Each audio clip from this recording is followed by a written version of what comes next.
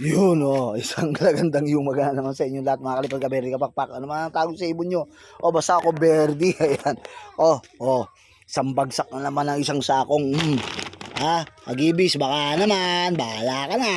Ayan, ha? So, ayan, bumili na naman tayo ng isang sakong patuka mga ka-Berdi. Kasi nga naman, kapag ganito karami ang inyong mga ibon, ganun talaga. Kailangan mo ganyan, sako-sako mga ka-Berdi, ha? Agro trade, dagibis, baka naman. Bahala ka na. No? So, yun, mga kaberdi. Ang aking patuka ay ganyan lang kasimple, no? So, sa akin kasi, kahit na mga ganitong patuka, ayos na yan mga kaberdi, basta importante kasi diyan, kunyari, kung flyer mix siya, kung breeder mix siya, no? So, ako, yan lang yung dalawa kong ginagamit, pigeon at saka flyer. No? Wala akong specific na na tawag nito na patuka na ginagamit. So kung ano yung available, kunyari available breeder mix, no? Tapos available si flyer mix, yun yung gagamitin ko mga kaberdi. Hindi ako gagamit ng kung ano-anong patuka. Pag walang-wala talaga at pag no choice talaga, lalo kung may mga adeno sila, Enertone. Yan Enertone, bahala ka na. Di ba?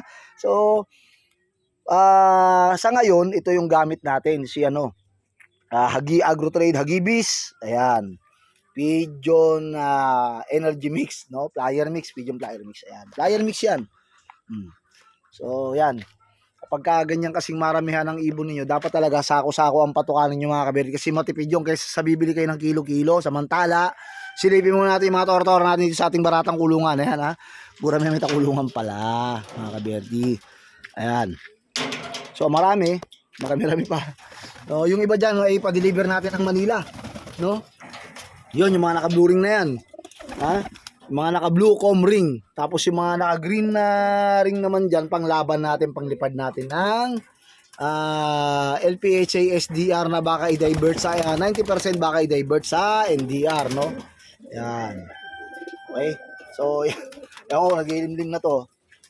Hindi ko alam kung baka ano lang to, prank lang to. It's a prank, say. Sayang to, nabulag, mga kaberdi, pero okay pa siya. Medyo naka-recover naman na, sayang. Pero magandang ibon yan, mga kaberdi, kilala ko magulang yan eh. No, kaya inaalagaan natin.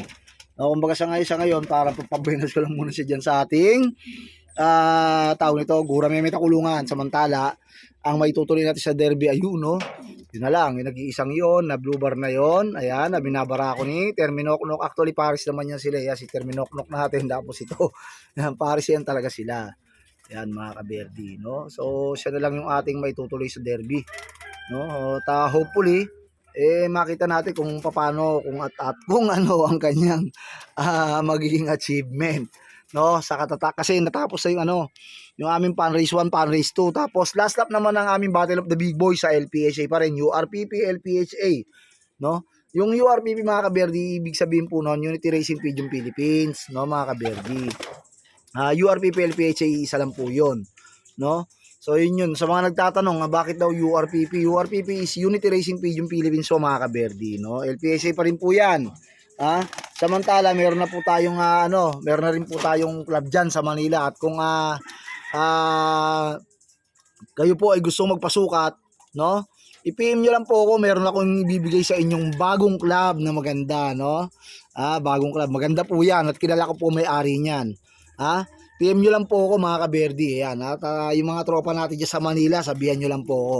Kung gusto niyo magpasukat, pasusukatan ko kayo doon sa big club din po 'yan, big club din, no? So parang yan basta tawag nito, i-PM nyo po ako para malaman nyo. Ayoko munang i-broadcast kasi kilala ko po yung may-ari niyan, no? So, secret lang po muna kasi namin yun. Pero kung gusto nyo po magpasukat, bubulong ko po sa inyo, sabihin nyo lang sa akin. Ayan. Samantala, silipin muna natin yung ating mga breeder rito. At maya magpapatuka na tayo. Anong oras na? Time check, 9:25 AM. Ayan, So, yan. 9:25 AM. Pero advance yung aking relo, no? Ganda ng manok natin, galing kay tropang Arotneb Kenneth. Shout out boss, Ayan, tapos ito, mamaya sisingsing na tayo diyan. Singsing tayo ng ating mga pang NDR, no? Ayan. Tapos ito yung ating pula na sayon. Sayang yung anak nito, na disgrasya, ang ganda kakulay niya. kulay na kulay niya, sayang, no? Kinain lang ng, ayun, aw-aw, no? Nadakma. Kaya, wala naman tayong magagawa mga kaberdi. Tawag nito, ano yan nature ng hayop yan. So, di naman natin pwedeng, ano yan, hanggang ano lang tayo, doon lang tayo sa hanggang pagagalitan lang natin, no? Ayan. So, ayan, may mga ano na, ayan, nakasingsing na yung mga yan, mga kaberdi. Dito, no? Ayun, yung isa, maliit. Yung isa malaki. Bansot yung isa. Pero alam niyo ba mga kaberdi, marami akong experience sa gantong ibon, na ganto kaliliit. Pero alam niyo mga kaberdi, sasabihin ko sa inyo, lalaki pa yan. Alam niyo kung bakit? Tuturo ko sa inyo mga kaberdi ito. Ito dito, mga kaberdi, meron ditong mag-nestmate. Mga anak to ni Banden Bulok. Ito. Mag-nestmate to mga kaberdi, di kayo maniniwala. Yan. Nakita niyo yan? At saka yan. Mag-nestmate yan mga kaberdi. Oh, bakit yan? Ganun din yan mga kaberdi. So, tawag nito, bansot din yung isa dati pero okay naman, no? Ayan, sila ngayon. No, ganun talaga yan So, hayaan mo lang sila. Ako kasi mga kaberdi, hinahayaan ko lang. Pero di ako niniwala sa mga bansot-bansot na yan sa totoo lang, talagang ganun no? So, makikita mo yan mga kaberdi. Ito naman laki ng diferensya Parang ganito pa lang siya, di ba? Pero ayos lang yan mga kaberdi. Ang importante sinusubuan. Tatandaan ninyo, huwag kayong magsasayang ng ganyan, huwag kayong magre-reject. Kung pwede nyo naman silang, halimbawa, pwede nyo silang pamigay mga kaberdi, ganyan. Pamigay nyo, kasi yung importante dyan yung lahi niya, yan mga kaberdi. So, hindi niya naman, huwag niya lang ilaro, kasi siyempre yung ganito, parang alanganin na talaga ilaro yan mga kaberdi. No? Ang pinakamaganda yung ganyan, line breed mo na lang. No? Yung mga importante dun yung linyada kasi sayang yun mga kaberdi, pwede mo yung pwedeng pakinabangan ng ibang mga kaberdi natin na walang kakayahan na makabili ng mahal na ibon. Di ba? Ayan. Ganun lang yung kasimple. Pamigay mo. Di ba? Kaysa naman papatayin mo, sayang yan. Yan, yung makina natin. Grabe. Ano naman? Pagmumukha pa lang, ang mukha ng tropa natin. Ayan. Tapos silipin natin dito mga kaberdi. Ayan. Dito si 1183. Ayan. Kinasan na natin siya rito. Barbecue yan. Ayan barbecue yan mga kaberdi lakas yung mamura ako kunyari pero bayanan yan. Yan mga kaberdi. Yan. As ito silipin natin dito yan. Okay na, may na rin yan pasingsing na rin tayo dyan. Kasi nakapagsingsing na ito yung Japan lines natin. Ayan. And then dito ito yung magulang nun ng mga brown na yun mga kaberdi. Yan yan bakit naman yan sila no? Yung nakaraan, maliit lang din yung isa dyan.